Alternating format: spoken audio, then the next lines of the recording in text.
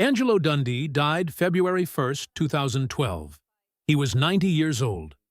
The professor, the greatest cornerman in boxing history, the trainer who made champions, the man who guided Muhammad Ali, Sugar Ray Leonard, George Foreman.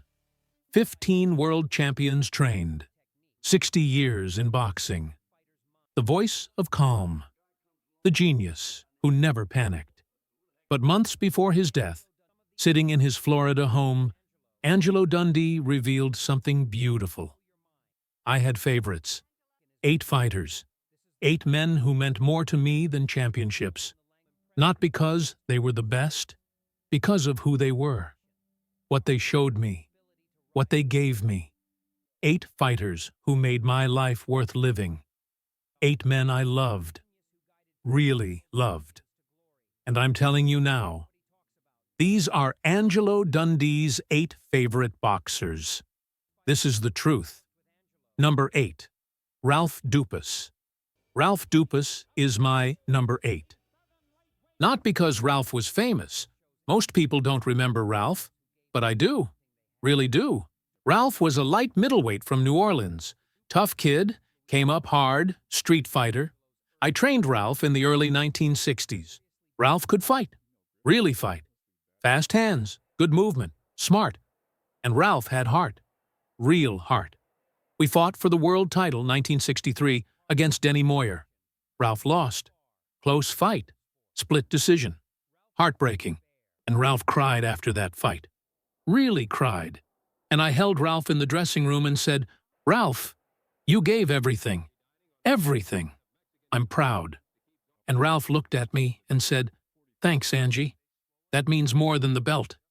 That moment. That connection. That's why Ralph is number 8. Because Ralph showed me training isn't about winning. It's about the bond, the relationship, the love between fighter and trainer. Ralph never became champion, but Ralph gave me something championships can't buy: respect, trust, love. Number 7. Luis Rodriguez. Luis Rodriguez is my number 7. El Feo, the ugly one, Cuban fighter, incredible talent, welterweight contender 1960s. I worked Luis's corner multiple times. Luis fought Emil Griffith 3 times, 3 wars, all close, all brutal. And Luis lost all 3, all decisions. And Luis never got his due. And after the 3rd Griffith fight, 1963, Luis was devastated. Really devastated. And I said, "Luis, history will remember. You were champion in my eyes." And Luis smiled. That's Luis Rodriguez.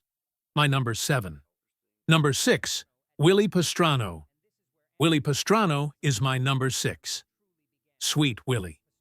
Light heavyweight champion 1963 to 1965. Willie was special. Really special. Not because Willie hit hard. Willie was a boxer. Pure boxer. Movement, speed, intelligence. Willie made fighters miss, made them look foolish. And Willie had personality. Funny, charming, loved life, loved people. Training Willie was joy. Pure joy. We won the title 1963, beat Harold Johnson. And Willie celebrated like a kid. Jumped around the ring, hugged me. And I felt something. Pride. Real pride. Not just winning, but seeing Willie happy. Seeing Willie achieve his dream. Willie defended twice. Lost to Jose Torres 1965. And Willie retired. Smart, healthy, happy. That's all I ever wanted for my fighters. Number 5. Carmen Basilio. Carmen Basilio is my number 5. The onion farmer. Welterweight and middleweight champion. Beat Sugar Ray Robinson twice. Toughest fighter who ever lived. I trained Carmen late in his career, 1959 to 1961. Carmen was a warrior. Real warrior. Never quit. And I loved Carmen for it. But I also worried. Really worried. Because Carmen wouldn't stop. And I watched Carmen take punishment. Fight after fight. More damage. And I begged Carmen, "Retire. You've done enough." And Carmen would say, "One more fight, Angie. Always one more." Carmen's last fight, December 1961. Lost to Paul Pender. Done. And Carmen finally retired. But the damage was done. Years of suffering. Headaches. Memory problems. And I carried guilt. Real guilt. Because I should have stopped Carmen sooner. That's Carmen Basilio. My number 5. The warrior I couldn't save from himself. Number 4. Jimmy Ellis. Jimmy Ellis is my number 4. Ali's sparring partner. Ali's best friend. Brother. Jimmy came up with Ali. Trained together. Everything together. And when Ali got stripped in 1967, Jimmy got his chance. Won the WBA tournament. Became heavyweight champion 1968. And I was so proud. Really proud. My fighter. Champion. But deep down, I knew. Jimmy isn't elite. Jimmy got lucky. Wrong era. And then Joe Frazier called. February 16, 1970. Madison Square Garden, title unification. And I knew immediately. Joe destroys Jimmy, really destroys him, because Joe was relentless, pressure, left hook, warrior, and Jimmy was a boxer, finesse, Ali style without Ali's gifts. But Jimmy wanted the fight, and I said yes. Biggest mistake. Fight night. Joe walked through everything, hurt Jimmy, broke Jimmy down. Round 5, I stopped it. TKO. And Jimmy was never the same. Confidence destroyed. Body broken. And I sent Jimmy to that slaughter, knowing he couldn't win, knowing Joe was too much. And I carried that guilt for 42 years. Until I died, because I failed to protect Jimmy. Failed to say no. That's Jimmy Ellis. My number 4, the friend I should have saved. Number 3, George Foreman, the comeback. George Foreman is my number 3. Not young George, old George. The comeback, George. 1987 to 1994. George was 38 years old when he came back. Retired 10 years. Overweight. And George called me. Said, "Angie, I want to fight again." And I thought, "George, you're crazy. Really crazy." But George said, "I need to prove something." And I heard determination. Real determination. So I helped George. Trained George. And everyone laughed. Called it a joke. Called George a joke. But I believed. Really believed. And George won. Fight after fight. Old man, fat, smiling, winning. And November 5th, 1994. George was 45 years old. Fought Michael Moorer for the heavyweight title, and George knocked him out. 10th round. 1 punch. And George became the oldest heavyweight champion ever. And I cried. Really cried. Because George proved everyone wrong. Proved age doesn't matter. Heart matters. That's George Foreman. My number 3. Number 2. Sugar Ray Leonard. Sugar Ray Leonard is my number 2. Because Ray was special. Really special. Ray had everything. Speed, power, intelligence, charisma. Olympic gold, 1976. Turned pro, 1977. And I trained Ray from the beginning. We beat Wilfred Benitez, 1979. Ray became champion. Beat Roberto Duran twice. Beat Thomas Hearns. Beat Marvin Hagler. Greatest welterweight ever.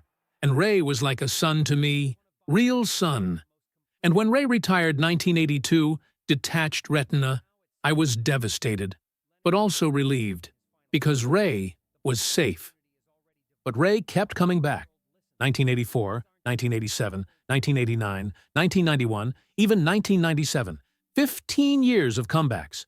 And I worried every time, really worried, because the eye, 1 punch and Ray goes blind, forever. And I begged Ray, "Don't. You have everything." But Ray said, "I miss it, Angie." And I understood. Because boxing is addiction. And miraculously, Ray never got hurt. The eye held. And I thanked God. Really thanked God. That's Sugar Ray Leonard. My number 2. The son I loved. The fighter I feared for. Number 1. Muhammad Ali. Muhammad Ali is my number 1. Not because Ali was the greatest. Because Ali was everything. Everything to me. I met Ali in 1960. Cassius Clay. Olympic gold. loud, beautiful. And I worked Ali's corner, and Ali said, "Angie, you're my guy forever." And I was, really was, 21 years, every fight, every moment. Ali became champion 1964, beat Sonny Liston, got stripped 1967, refused the draft. I stood by Ali, came back 1970, lost to Joe Frazier 1971. I suffered with Ali. Knocked out George Foreman 1974. I celebrated with Ali. Manila 1975, greatest fight ever. And I almost lost Ali. Should have stopped at round 13, but I didn't.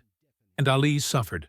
Parkinson's, brain damage, 36 years of pain, and I died knowing I failed Ali, failed to protect him, failed to save him. But Ali never blamed me. Never. Ali loved me, called me brother. And I loved Ali, more than any fighter, more than anyone. That's Muhammad Ali, my number one. The man who made my life mean something. These 8 fighters.